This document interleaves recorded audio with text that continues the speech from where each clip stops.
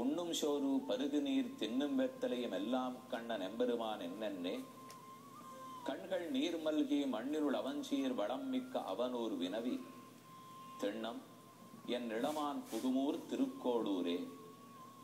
நம்மாழ்வாருடைய திருவாய்மொழியில் திருக்கோளூர் என்னும் திருத்தலத்துக்கு இ10 பாடல்களையும் ஆழ்வார் சமர்ப்பித்தார். அந்த பதிகத்தின் முதல் பாடல் அடியேன் விண்ணப்பம் செய்தது.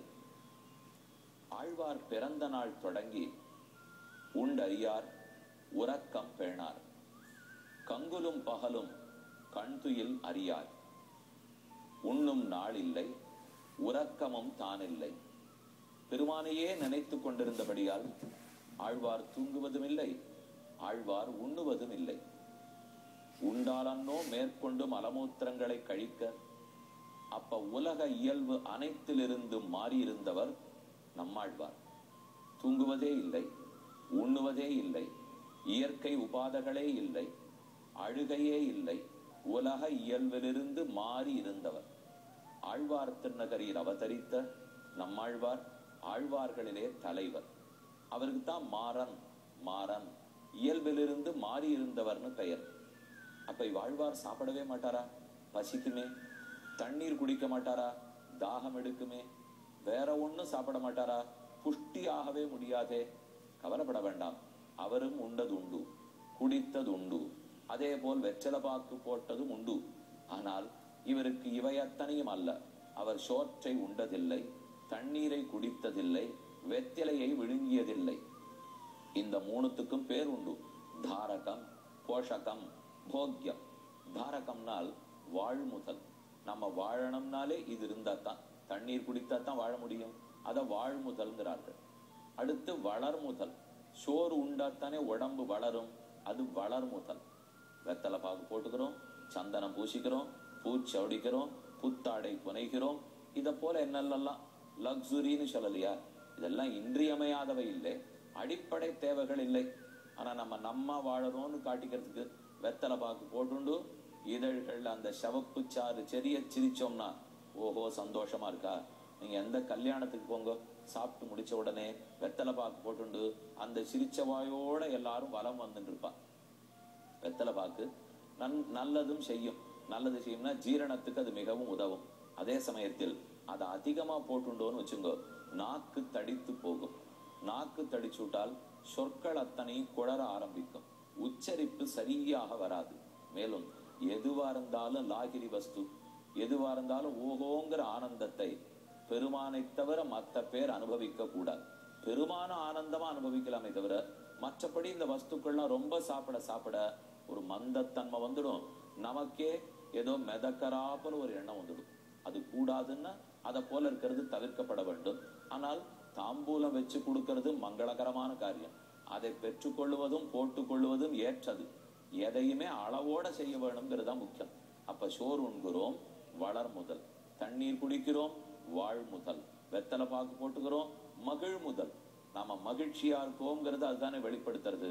ஆனா நம்மாழ்வாருக்கு வாழ் முதலோ வளர் முதலோ மகிழ் முதலோ மூணுமே, சோறும் இல்லை, தண்ணீரும் இல்லை, வெத்தலை பாக்கும் இல்லை. அனைத்தும் கண்ணன். கண்ணனையே உண்டார், கண்ணனையே குடித்தார், கண்ணனையே கண்டார், கண்ணனையே விழுங்கினார். கண்ணனும் இவரை பார்த்தவுடன் சக்கர பொங்கல் விழுங்குறாப்புல விழுங்கி விடுறார். இவரோ கண்ணனை தரிசித்தவுடன் அக்காரடிசில் விழுங்கினா போல விழுங்கி விடுறார். நமக்கு தாரகம் போஷகம் போக்கியத்தில் விருப்பம் இல்லை. உண்ணும் சோறும் பருகு நீரும் தின்னும் வெத்திலையும் அனைத்தும் கண்ணன் என்று வாய் ஓயாமல் புலம்பிக் கொண்டு திருக்குறுகூர் ஆழ்வார் திருநகரியில் இருந்து புறப்பட்டு நம்மாழ்வார் திருக்கோளூர் வைத்தமாநிதி பெருமான சேவிக்கிறதுக்கு புறப்பட்டு போட்டார். திருக்கோளூரில் வைத்தமாநிதி குபேரன் நிதிகளை எல்லாம் தொலைச்சுட்டாராம். இந்த பெருமாள் தான் வைத்தமாநிதி பெருமாள். சயன திருக்கோலத்தில் இருக்கிற பெருமாள் பெரிய சயன திருக்கோலம். அவர் மை போட்டு குபேரனுடைய சொத்தை மீட்டு கொடுக்கிற பெருமாள். யாருக்கு தொலைஞ்சதுனாலும் இந்த பெருமாளை பிரார்த்தித்துக் கொள்ளலாம், உடனே மீட்டு கொடுக்கிறார். இல்லையா, சொத்துல விருப்பமே இல்லையா, இந்த பெருமாளையே சொத்தாக கேட்கலாம், தன்னையே சொத்தாகவும் கொடுத்து விடுவார். அப்ப உண்ணும் சோரோ பருகு நீரோ தின்னும் வெத்திலையோ கண்ணன் என்னே நம்மாழ்வார் இருந்திருக்கிறார். இப்படி வச்சு நொட்டிகள்னு வச்சுங்க, அப்ப சுகர் கம்ப்ளைண்ட், இனிப்பு சாப்பிடக்கூடாது ஒத்தரும் சொல்ல முடியாது. எனக்கு பிளட் பிரஷர் அதிகம், உப்பை குறைக்கணும் சொல்லவே வேண்டாம். என கண்ணனே உப்பு, கண்ணனே சுகர், கண்ணனே எல்லாம் விட்டால் அப்ப அவரை அனுபவிக்க அனுபவிக்க எந்த வியாதி வெக்க கிட்டக்க வரவே போறது கிடையாது இல்லையோ. கொன்னு உயிருண்ணும் விஷாதி பகை பசி தீயனவெல்லாம் நின்னு இவ்வுலகில் கடிவான் நேமிப்பிரான் தமர் போந்தான்னு நம்மாழ்வாரே பாடுகிறார். பகவானுடைய அடியார்கள் எங்கு இருக்கிறார்களோ வியாதி பகை ஆரோக்கிய குறைவு ஒண்ணுமே இருக்காது. அப்ப நம்மாழ்வார் உண்ணும் சோறு பருகு நீர் தின்னும் வெத்தலை எல்லாம் கண்ணன் என்று வாழ்ந்தவர். இப்ப நாம பார்க்க போற ஸ்லோகம் மிதமாக உணவருந்த வேண்டும் என்று விதுரர் சொல்ல போறார். நாம நிறைய பேர் கழுத்து வரைக்கும் சாப்பிடுறோம். எவ்வளவு உண்ண வேண்டுமோ அவ்வளவு உண்டால் வாழ்க்கை நலமாக இருக்கும். இதுக்கு ஒரே வழி என்ன? ஆழ்வாருடைய ஃபார்முலாவை பின்பற்றுறதுதான் வழி. அவர் கொஞ்சமா சாப்பிட்டுக்கிறார். கொஞ்சமானா அவர் வாழ்ந்த காலத்துல அதுவும் இல்லை. இன்னைக்கு ஆழ்வார் திருநகரிடவானா பிரசாதம் பண்ணி ஆழ்வாருக்கு கண்டருள பண்றமே தவிர அவர் வாழ்ந்த காலத்தில் இந்த உணவு அவருக்கு ஒரு உணவா இருந்ததே கிடையாது. அனைத்தும் பெருமானாகவே கொண்டாரோ இல்லையோ. இத மற்றொரு ஆழ்வார் தெரிவிக்கிறார். உண்ணா நாள் பசியாவது ஒன்றில்லை உனபாதம் நன்னா நாள். என்னைக்கு நான் சாப்பிடாத இருக்கேனோ அன்னைக்கெல்லாம் எனக்கு பசி பட்டினின்னு நான் சொல்லிக்கவே மாட்டேன். ஆனா என்னைக்கு உன்னுடைய திருநாமத்தை சொல்லலையோ, என்னைக்கு உன்னுடைய தரிசனம் கிடைக்கலையோ அன்றனக்கவை பட்டினி நாளே, அன்னைக்கு தான் எனக்கு பட்டினி நாள். இது ஒரு ஆழ்வாருடைய பாசுரம். நான் மத்ததை சாப்பிடவே போறதில்லை. உண்ணும் சோறு பருகு நீர் தின்னும் வெத்தலையும் எல்லாம் கண்ணன். இது நம்மாழ்வாருடைய பாசுரம். அப்ப இவர்கள் பாடல்களே தெரிஞ்சுக்க வேண்டியது என்ன?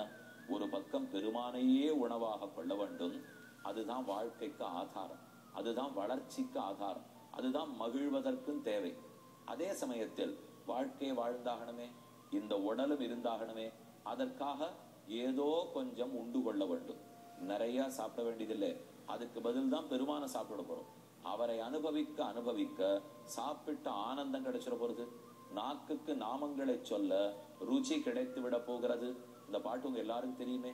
அன்றி உலகமளந்தாய் அடி போற்றி சென்னங்கு தென்னலங்க செத்தாய் திரள் போற்றி பொன்ன சகடமுதைத்தாய் புகழ் போற்றி கண்ணு குணிலாவிரிந்தாய் கடல் போற்றி குன்னு குடையாவிடுத்தாய் குணம் போற்றி வெண்ணு பகை கெடுக்கும் நின் கையில் வேல் போற்றி என்னும் சேவகமே ஏத்தி பறை கொள்வான் இன்னியாம் வந்தோம் இறங்கு ஏலோர் எம்பாவாய். இது ஆண்டாளுடைய திருப்பாவையில் 24வது பாசுரம். இதுல எத்தனை போற்றி வருதுன்னு எண்ணி பாருங்க.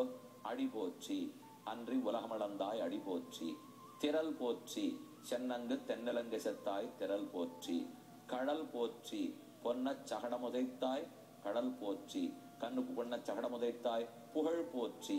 அடுத்து கடல் போற்றி, கண்ணு குணிலாவெறிந்தாய் கடல் போற்றி, குணம் போற்றி, குன்று குடையாவிடுத்தாய் குணம் போற்றி, வேல் போற்றி, என்னும் சேவகமே ஏத்தி பரவொள்வான் இன்னியாம் வந்தோம் இறங்கு. 6 தடவை போற்றி போற்றி போற்றி. அடி போற்றி, திரள் போற்றி, புகழ் போற்றி, கடல் போற்றி, குணம் போற்றி, வேல் போற்றி. 6 ஞாபகம் வச்சுக்க வேண்டியது என்ன? அறுசுவை உணவு. வாய்க்கு 6 சுவை சொல்றோம். இனிப்பு, துவர்ப்பு, காய்ப்பு, கைப்பு முதலானவை. அந்த 6 நாம சாப்பிடுறோமோ இல்லையோ, இந்த 6 கண்டிப்பா சாப்பிடணும். அடி போற்றி, திரள் போற்றி, புகழ் போற்றி, கடல் போற்றி, குணம் போற்றி, வேல் போற்றி. போற்றி போற்றின்னு பெருமானுக்கு பல்லாண்டு பாடி இந்த 6ம் நம் நாவை விட்டு விலகாமல் இருந்தால் இது சிறந்த உணவாகிறது. அப்ப இத்தனை நாளி நம்ம கேட்டதுல இருந்து தெரிஞ்சுக்கிறது என்ன? சிறப்பான உணவா, ரிச் ஃபுட், கம்ப்ளீட் ஃபுட் அப்படின்னு சொல்றோம் பாருங்க. அது பகவான் பிரம்மம். அவனுடைய நாமங்களை சொல்றதே தான் உணவு.